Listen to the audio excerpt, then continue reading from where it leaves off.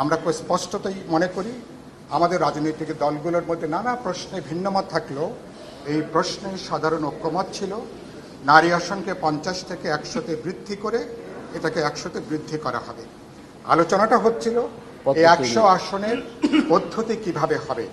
এটা কি তাদের প্রস্তাব, এটা কি ঘূর্ণায়মান পদ্ধতিতে হবে? 300-র সাথে আরও 100 আসন বৃদ্ধি করে এই 100 আসনে নারীদের প্রত্যক্ষ নির্বাচন হবে। বিপ্লবী ওয়ার্কার্স পার্টি মনে করে এটাকে এই 100 আসনে নারীদের প্রত্যক্ষ নির্বাচনের ব্যবস্থা করা দরকার। আপনারা সবাই নিশ্চয়ই সাক্ষ্য দেবেন, গত কয়েক দশকে নারী আন্দোলনের, সমগ্র গণতান্ত্রিক আন্দোলনের বড় দাবি ছিল নারীদেরকে কেবলমাত্র অমর্যাদাপূর্ণ অনেকটা বোনাস হিসাবে তাদের সংরক্ষিত আসনটা না রেখে আসনটা বৃদ্ধি করে প্রত্যক্ষ নির্বাচনের ব্যবস্থা করা। এবারকার জুলাই গণজাগরণ গণ অভ্যুত্থানেরও নারীদের যে বিশাল অংশগ্রহণ, তাদের যে জানবাজি লড়াই, সুতরাং নারীদের ক্ষমতায়নের প্রশ্ন অত্যন্ত গুরুত্বপূর্ণ। কোনো রাষ্ট্র আধুনিক কিনা, গণতান্ত্রিক কিনা, সাম্যভিত্তিক কিনা, নারী অধিকার কতখানি মর্যাদা দিচ্ছেন, ক্ষমতায়নের প্রক্রিয়াতে, প্রতিনিধিত্বের জায়গাতে বা আমাদের ল মেকিং বডিতে নারীর অংশগ্রহণটা কোন পর্যায়ে, এটা একটা খুব গুরুত্বপূর্ণ একটা সূচক। দুর্ভাগ্যজনকভাবে ঐক্যমত কমিশন আজকে সেখানে তারা দাঁড়াতে পারেননি। আমরা খুবই পরিষ্কার করে মনে করি যে আপনি এক চাকার সাইকেল দিয়ে অনেক সময় আপনি সার্কাস দেখাতে পারেন, কিন্তু একটা সমাজকে যদি লম্বা পথ চলতে হয় তাহলে 2 চাকার সাইকেল লাগে এবং আরও গতিযুক্ত করতে হয়। যেখানে অর্ধেক হচ্ছে ভোটার, জনসংখ্যার অর্ধেক ভোটার, 12.5 কোটি মানুষের মধ্যে অর্ধেক হচ্ছে নারী।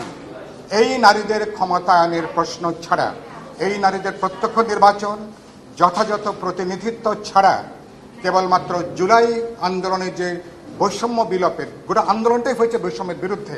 তার মানে ভেতরে আপনি বৈষম্য রেখে দিচ্ছেন, মনস্তাত্ত্বিকভাবে বৈষম্যকে আপনি লালন করছেন। এক ধরনের পুরুষতান্ত্রিকতাকে একভাবে পরোক্ষভাবে লালন করা হচ্ছে। কোনোভাবেই এগুলো গ্রহণযোগ্য না। আপনারা আধুনিক মানবিক গণতান্ত্রিক যে কোনো রাষ্ট্রে, সুতরাং নারী কতখানি এগুলো, তার প্রতিনিধিত্ব, তার ক্ষমতায়ন কতখানি এগুলো, এটাই সবচেয়ে বড় একটা মানদণ্ড। সমাজটার সামনের দিকে এগোচ্ছে কিনা। আমি বক্তব্য যেটা এই প্রসঙ্গে শেষ করি, আমরা মনে করি যে 100 যেটা আছে সেটাকে বেসিস ধরে আমরা বলেছি ঘূর্ণায়মান পদ্ধতিতে প্রত্যক্ষ নির্বাচন। আরেকটা প্রস্তাব এসছে যে প্রতি 3টা আসনকে একটা ক্লাস্টার ধরে সেখানে নারীদের একটা আসনে সেখানে নির্বাচনটা করা। এই পদ্ধতি নিয়ে আলোচনা হতে পারে। এই পদ্ধতি আলোচনা করি সবাই, যেখানে আমরা গ্রহণযোগ্য হতে পারে, আমরা একমত হতে পারি, তার উপরে দাঁড়িয়ে নারীদের প্রতিনিধিত্ব 100টা নিশ্চিত করা।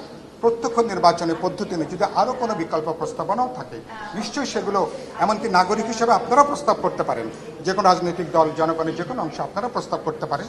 এগুলো আমরা বিবেচনার মধ্যে এগুলো আমরা রাখতে চাই। এটা খুবই বিস্ময়কর এবং এটা খুবই উদ্বেগের এবং রীতিমতন একটা ভয়াবহ একটা প্রস্তাব।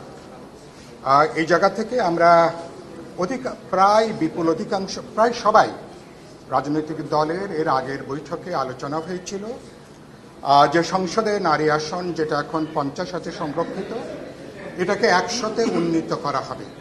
এ ব্যাপারে সাধারণ একটা ঐক্যমতের জায়গাটা তৈরি হয়েছিল। ঐক্যমত কমিশন আজকে সেই জায়গা থেকে তারা আজকে সরে এসছেন।